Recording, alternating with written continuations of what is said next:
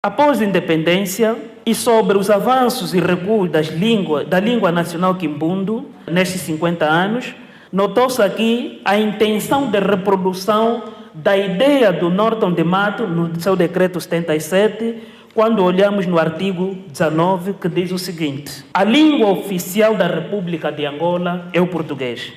Ponto 2. O Estado valoriza e promove o estudo, o ensino e a utilização das demais línguas, bem como as línguas de comunicação internacional. Aqui estamos a notar que há quase que ressuscitar a ideia do Norton de Mato em termos de proibição do uso. Quando se diz as demais línguas, o que pode significar? A palavra demais, se for usada como pronome indefinido, pode significar as outras ou restante.